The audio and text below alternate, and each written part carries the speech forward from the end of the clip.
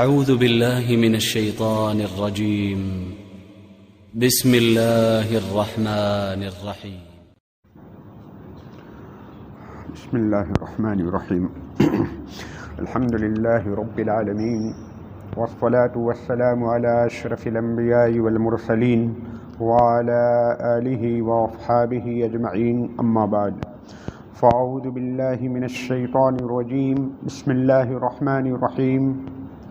لا يأتيه الباطل من بين يديه ولا من خلفه تنزيل من حكيم حميد. آمنت بالله صدق اللہ مولانا العظیم. قابل احترام بھائیوں اور بزرگوں، پوری دنیا اپنی مذہبی کتابوں سے رشتہ توڑ چکی ہے. دنیا میں جتنے مذہب ہیں ان کے ماننے والے اپنے مذہبی کتابوں سے رشتہ ناتا اور تعلق کو توڑ چکی ہے.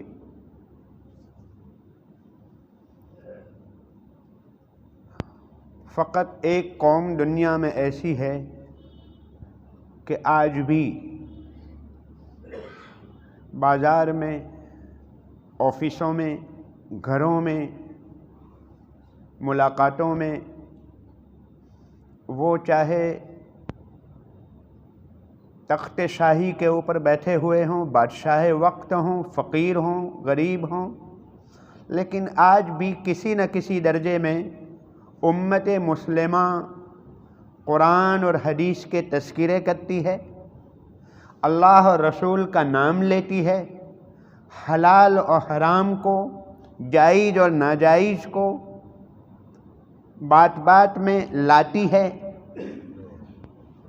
موت اور موت کے بعد کی زندگی، آخرت، اللہ کے سامنے پیشی، حساب و کتاب، ان سب چیزوں کا تذکرہ آج بھی امت مسلمہ کر رہی ہے. دنیا کی دوسری قومیں یہ چاہتی ہے کہ آج پوری دنیا اپنے لباس کو اتار کر آ چکی ہے باتھ روم میں، یہ امت مسلمہ کیوں نہیں آ رہی ہے؟ یہ اپنے مذہب کو، قرآن کو، حدیث کو، پیغمبر کو، آخرت کو، حساب و کتاب کو کیوں مضبوطی سے پکڑے ہوئے ہے؟ آج دنیا قرآن مجید کو ہمارے پاس سے چھیننے کی پلاننگ کر رہی ہے، ہم کو قرآن مجید سے الگ کرنا چاہتی ہے. میرے بھائیوں، یہ پہلا ابو جہل کا حملہ نہیں ہے. ایسے سینکڑوں، ہزاروں وسیم رضوی پیدا ہو چکے ہیں اور آئندہ قیامت تک ایسے ہزاروں پیدا ہوتے رہیں گے، لیکن قرآن مجید کا کوئی بال بیکا نہیں کر سکتا. قرآن مجید کی حفاظت کی ذمہ داری اللہ پاک نے لی ہے. قرآن مجید کیا ہے؟ قرآن مجید میں کچھ ایسے سوالوں کا جواب ہے جو آج دنیا کی کوئی یونیورسٹی، کوئی پروفیسر، کوئی پی ایچ ڈی، کوئی بڑے سے بڑا ایجوکیٹڈ آدمی ان سوالوں کا جواب نہیں دے سکتا. ہم کون ہیں؟ انسان کون ہے؟ کہاں سے آئے ہیں؟ ہمیں کہاں جانا ہے؟ ہماری منزل مقصود کیا ہے؟ دنیا کو کس نے پیدا کیا ہے؟ اس کا خالق کون ہے؟ یہ وہ سوالات ہیں جن کا جواب دنیا کی کسی قوم کے پاس نہیں، دنیا کی کسی کتاب کے پاس نہیں. فقط اور فقط قرآن مجید میں اس کا جواب ہے. میرے بھائیوں، قرآن مجید امن و سلامتی کی کتاب ہے، امن و امان قائم کرنے والی کتاب ہے. یہ بہت سوچی سمجھی اسکیم اور پلاننگ کے ساتھ دنیا کو دھوکہ دیا جا رہا ہے کہ قرآن مجید کے اندر 26 آیتیں ایسی ہے جو آتنکواد کو بڑھاوا دیتی ہے. دنیا میں قتل و قتال، مار دھار، جنگ و جدال اس کو بڑھانے والی ہے. یہ دنیا کو دھوکہ دیا جا رہا ہے، سفید جھوٹ ہے۔ 2002 میں وشو ہندو پریشد کی جانب سے ایک ایسی پیٹیشن فائل کی گئی تھی، کورٹ نے اس کو ریجیکٹ کر دیا تھا کہ قرآن مجید کی 26 آیتوں کو ہٹاؤ، جس میں جہاد اور قتال کی آیتیں ہیں اس کو ہٹانے کی پیٹیشن 2002 میں بھی فائل کی گئی تھی۔ 1985 میں چانمل چوپڑا کی طرف سے بھی ایسی ہی فائل، ایک ایسی ہی پیٹیشن اور ایسا ہی مقدمہ کورٹ میں آیا تھا، اس وقت کی کورٹ نے اس کو بھی ریجیکٹ کر دیا تھا۔ جہاں تک تعلق ہے جہاد کا، یقیناً قرآن مجید میں جہاد کی آیتیں ہیں،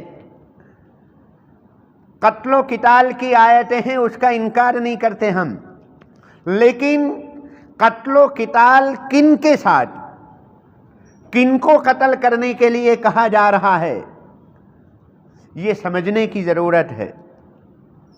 قتل و قتال اور جنگوں کا جہاں تک تعلق ہے، رامائن پوری کی پوری رام جی اور راون، رام اور راون کے بیچ کی جو جنگ ہوئی ہے اس سے بھرپور ہے۔ گیتا جو بہت مقدس کتاب سمجھی جاتی ہے ہندوؤں کے وہاں، اس کے اندر کورو اور پانڈووں کی جنگ کی پوری داستانیں موجود ہے۔ بائبل کو اٹھا کر دیکھ لیجئے، اس میں بھی آپ کو جنگ کی داستانیں ملے گی۔ میرے بھائیوں، کسی کی بات کو اور کلام کو سمجھنے کے لیے اس کی بھاشا اور اس کی لینگویج کو سمجھنا ضروری ہے۔ آپ کی لینگویج انگلش ہے، میں انگلش اگر نہیں جانتا تو پھر میں آپ کی بات نہیں سمجھ پاؤں گا۔ پہلی شرط یہ ہے،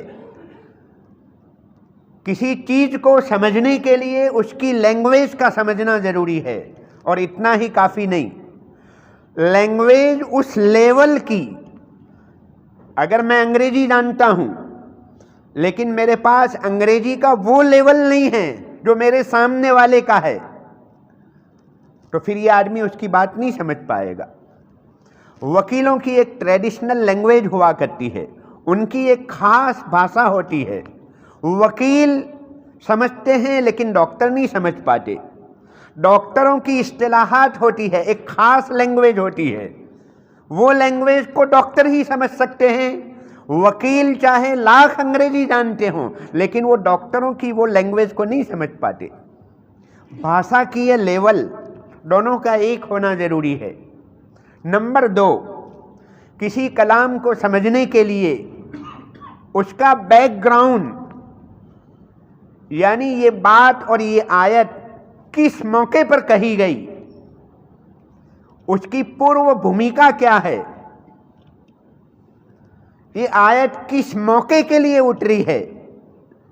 جب تک آپ کسی کلام کی پورو بھومکا کو، بیک گراؤنڈ کو، جس کو اہل علم شان نزول کہتے ہیں، شان نزول کو نہیں سمجھیں گے، بیک گراؤنڈ کو نہیں سمجھیں گے تو وہ آیت آپ نہیں سمجھ سکتے، دھوکہ کھا جائیں گے۔ بہت سی ایسی مثالیں ہیں۔ بالاکوٹ سرجیکل اسٹرائک ہوئی، ہماری اور پڑوسی ملک کے ساتھ ایک جنگ ہوئی،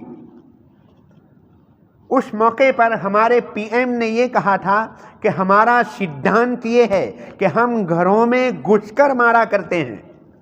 یہ ایک خاص لڑائی کے موقع پر کہا تھا۔ اب اگر کوئی آدمی یہ سینٹنس کو عام دنوں میں اگر اس کو فٹ کرنا چاہے تو یہ غلط بات ہوگی۔ ایک ہوتے ہیں عام حالات اور ایک ہوتی ہے جنگی حالت، war time, war zone. War time میں کہی ہوئی بات سامانیہ حالات میں، نارمل حالات میں اگر آپ فٹ کرنے جائیں گے تو غلطی ہو جائے گی، یہ بے انصافی ہوگی۔ ان کو سب سے زیادہ سوال ہے ہمارے 10ویں پارے کی سورہ توبہ کی شروع کی 5 آیتوں کو لے کر ان کو سوال ہے کہ اس میں جہاد اور قتل و قتال کا تذکرہ ہے۔ میں آپ کو اس کا بیک گراؤنڈ بتلاؤں۔ یہ جو آیات نازل ہوئی ہے، جناب نبی پاک صلی اللہ علیہ وسلم اور حضرات صحابہ ان کو وطن چھوڑنے پر مجبور کیا، مدینہ چلے آئے۔ مدینہ آنے کے 5 سال کے بعد حضور پاک علیہ السلام 1400 صحابہ کے ساتھ عمرہ کرنے کے لیے جا رہے تھے۔ کفار مکہ نے، مکہ کے کافروں نے، مشرکین نے، قریش نے حضرات صحابہ کو، حضور کو عمرہ کرنے سے روکا۔ اس موقع پر روکا اور یہ کہا کہ اس سال تم ریٹرن ہو جاؤ، واپس چلے جاؤ، آئندہ سال آ سکتے ہو، 3 دن کے لیے قیام کرنا ہوگا، اور جنگ بندی، ہتھیار نہیں لا سکتے۔ مسلمانوں میں اور کفار مکہ میں ایک ایگریمنٹ ہوا، معاہدہ ہوا، کمپرومائز ہوا کہ 10 سال کے لیے ہم آپس میں لڑائی کو بند کر دیتے ہیں، ہماری اب آئندہ کوئی لڑائی نہیں، 10 سال کے لیے ہتھیار کو رکھ دو۔ دونوں میں کمپرومائز ہوا، سائن ہوئے، دستخط ہوئے، قرار ہوا۔ ادھر کفار مکہ نے، قریش نے ایک قبیلے کے اوپر حملہ کر دیا۔ قرار نامے میں یہ باتیں طے ہوئی تھی کہ مسلمانوں کے ساتھ جو جو قبیلے لگے ہوئے ہیں، چاہے وہ کافر ہو، بے ایمان ہو، ان کو بھی امن ہوگا۔ کافروں کے ساتھ جو قبیلے چھوٹے چھوٹے لگے ہوئے ہوں، ان کو بھی امن دیا جائے گا۔ فقط قریش اور مسلمانوں کا معاملہ نہیں، قریش اور اس کا پورا الائنس، اسی طرح مسلمان اور اس کا پورا الائنس، دونوں آپس میں ایک دوسرے کے ساتھ جنگ نہیں کریں گے۔ لیکن ہوا یہ کہ مکے کے ایک کافر قبیلے نے دوسرے کافر قبیلے کے اوپر حملہ کیا۔ یہاں ایک بات یہ بھی سمجھنے کی ہے، فتح مکہ کی جو لڑائی ہوئی ہے، وہ لڑائی کی بنیاد مسلمان نہیں، کافر قبیلے نے حضور پاک علیہ السلام کو ریکویسٹ کی کہ ہمارے اوپر یہاں ظلم کیا جا رہا ہے۔ کافروں نے کہا، مکے کے کچھ کافروں نے کہا کہ ہم پر ظلم ہو رہا ہے، ہمیں بچائیے۔ حضور پاک علیہ السلام اس وقت لشکر کو لے کر پہنچے ہیں، مسلمانوں کی فیور میں نہیں، کافروں کے ایک قبیلے کی فیور اور حفاظت کے لیے پہنچے تھے۔ دیکھیے، یہ جو آیات نازل ہوئی ہے اس کا بیک گراؤنڈ اور پس منظر میں آپ کو سمجھانا چاہتا ہوں۔ آپس میں ایگریمنٹ ہوا تھا 10 سال کے لیے ہتھیار بند، جنگ نہیں کریں گے، لیکن کافروں کی طرف سے ایک کافر قبیلے کے اوپر حملہ ہوا، انہوں نے عہد نامے کو، ایگریمنٹ کو توڑ دیا۔ تو ادھر جناب نبی پاک علیہ السلام نے کہلوایا کہ دیکھو، تم ایگریمنٹ کو، صلح کو پھر سے قائم کر لیتے ہو اور معاہدہ پھر قائم کر لیتے ہو، یعنی پھر سے جنگ بند کر دیتے ہو تو ٹھیک ہے، ہمارا ایگریمنٹ پھر سے جاری ہو جائے گا، اور اگر نہیں کرتے ہو تو 4 مہینے کی آپ کو مہلت دی جاتی ہے۔ 4 مہینے کی مہلت دی جاتی ہے، 4 مہینے میں معافی صافی کر لو تو پھر ہماری جنگ ختم۔ لیکن انہوں نے ایسا نہیں کیا، معافی صافی نہیں کی، خلاف ورزی کی۔ تو پھر ادھر سے حضور پاک علیہ السلام نے یہ کہلوایا، یہ آیتوں کا اعلان ہوا۔ ایک دوسری بات، یہ جو کفار، مشرکین یا جن جن لوگوں کی طرف سے سوالات ہوتے ہیں، وہ سورہ برات اور توبہ کی پہلی 5 آیتوں کو پیش کرتے ہیں کہ اس میں مار دھار کا تذکرہ ہے۔ 6ٹھی آیت کو پیش نہیں کرتے، 6ٹھی آیت میں اس کا جواب ہے۔ میرے بھائیوں، یہاں کی جو مختصر مجلسیں ہیں، اس کے ذریعے سے ہم پوری بات کو آپ کو نہیں سمجھا پائیں گے۔ ہماری سب سے بڑی بدقسمتی یہ ہے کہ ہمارے پاس ادھر ادھر کے میسیج کے لیے، چیٹنگ کے لیے، الاؤں بلاؤں کے لیے اور جھوٹے نیوز کے لیے ہمارے پاس گھنٹوں کا وقت ہے، لیکن ہمارے پاس قرآن مجید سمجھنے کے لیے وقت نہیں ہے۔ میری عاجزانہ درخواست ہے ہماری اس مسجد میں سے 5-10 آدمی ایسے ہوں جو معارف القرآن گجراتی میں چھپی ہے اس کی سورہ توبہ کی شروع کی چند آیتوں کو پڑھیں، اس کے بیک گراؤنڈ کو پڑھیں، کس موقع پر قتال اور یہ جنگ کی آیتیں نازل ہوئی ہے۔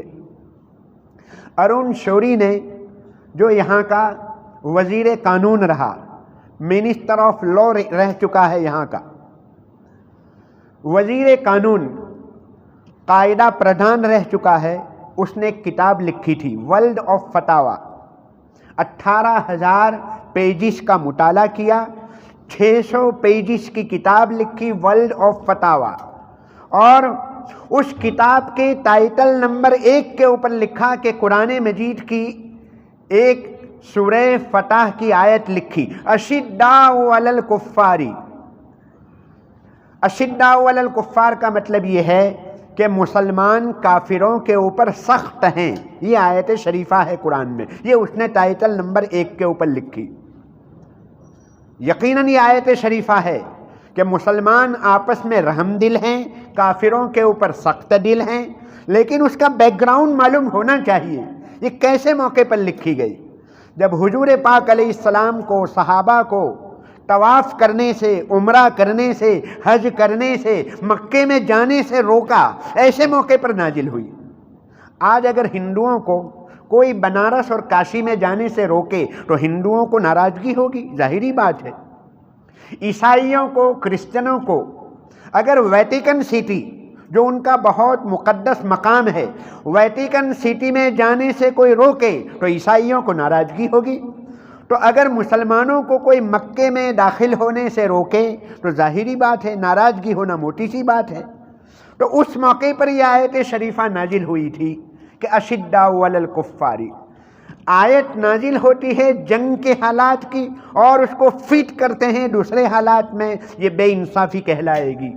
یہ قرآن مجید کی جو 26 آیتیں ہیں ان کا یہی حال ہے۔ یہ عام حالات میں کسی کافر کو، مشرک کو مار دھار کرنے کی تعلیم نہیں ہے۔ جہاد اور آتنکواد دونوں میں زمین آسمان کا فرق ہے، دونوں کو ایک کر کے دکھلایا جا رہا ہے۔ جہاد یعنی آپ پر اگر کوئی ظلم کرے، آپ کے ساتھ کوئی جنگ کرے تو آپ اس کے ساتھ جنگ کرو، مقابلہ کرو، اپنا ڈیفینس کرو۔ ڈیفینس کرنے کے لیے ملکی قانون، ہمارے دیش کا جو بندھارن اور کانسٹیٹیوشن ہے اس میں بھی اجازت ہے۔ کوئی آپ پر حملہ کرے تو ظاہری بات ہے آپ حملہ کریں گے، اپنے آپ کا بچاؤ کریں گے، وہ غلط بات نہیں ہے۔ جہاد کا مطلب یہ ہے کوئی آپ پر حملہ کرے تو آپ اپنا بچاؤ کرو، یہ کون سی غلط بات ہے؟ آتنکواد یعنی بلا وجہ کسی کو مار دھار کرنا، بے گناہ آدمی کی جان لینا، بے گناہ آدمی کی جان لینا آتنکواد۔ اس کو پوری دنیا کے مفتیان کرام کا متفقہ ایک مت کے ساتھ فتویٰ ہے کہ یہ حرام ہے، ناجائز ہے۔ بے گناہ کو مارنے کی تعلیم شریعت نہیں دے رہی ہے۔ میرے بھائیوں 1400 سال کی تاریخ ہے، اگر قرآن میں بے گناہوں کو مارنے کی تعلیم دی جاتی تو یہ دنیا کی قومیں اسلام سے قریب نہ ہوتی۔ کیسے کیسے لوگ اسلام سے قریب ہو رہے ہیں، پوری دنیا کا کریم جمع ہو رہا ہے۔ تو میرے بھائیوں، میں اپنے نوجوان بھائیوں سے خاص طور پر عاجزانہ درخواست کروں گا کہ دنیا کی وہ قومیں، دنیا کے وہ لوگ اپنا فریضہ ادا کرتے رہیں، لیکن ہمارا فریضہ کیا ہے؟ ہمیں قرآن مجید کو سمجھنے کی ضرورت ہے۔ یہاں درس قرآن ہوتا ہے، اس میں شرکت کرنے کی ضرورت ہے۔ میڈیا کو سنیں گے تو میڈیائی ذہن بنے گا، قرآن کے دروس کو، سبق کو سنو گے تو پھر قرآن اور اسلام والا ذہن بنے گا۔ میری عاجزانہ درخواست ہے کہ وسیم رضوی کے یہ جو ویڈیوز آ رہے ہیں اس کو شیئر مت کرو، اس کو فارورڈ مت کرو، یہ تو ہیرو بنے گا وہ آدمی۔ ہمیں یوز کیا جا رہا ہے، دنیا یہ چاہتی ہے کہ اچھا ہے مسلمان ایسی چیزوں میں الجھے رہیں، نیگیٹو پوائنٹ دے کر ہمیں الجھانا چاہتے ہیں، ہمیں یوز کیا جا رہا ہے، اس کو بند کرو۔ انشاءاللہ قرآن مجید کا کوئی بال بیکا نہیں کر سکتا۔ بہت جواب ہیں، सैकड़ों वॉल्यूम के वॉल्यूम हमारे पास जवाब हैं कुरान की 26 आयतों के, कुछ नहीं है अल्हम्दुलिल्लाह। कोई ऐसी बात कुरान मजीद में एक पॉइंट भी ऐसा नहीं है, एक झूठी बात नहीं है।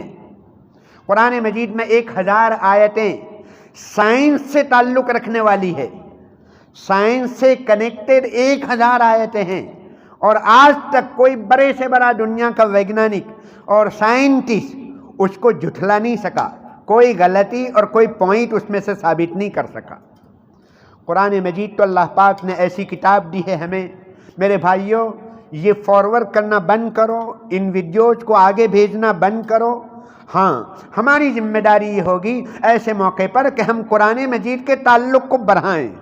वो हमें कुरान मजीद से अलग करना चाहते हैं, हम मुकाबला इस तरीक़े से करें, कुरान मजीद के ताल्लुक़ को बढ़ाओ, तिलावत को बढ़ाओ, तफसीर पढ़ना और उसका मुताला करने को बढ़ाओ।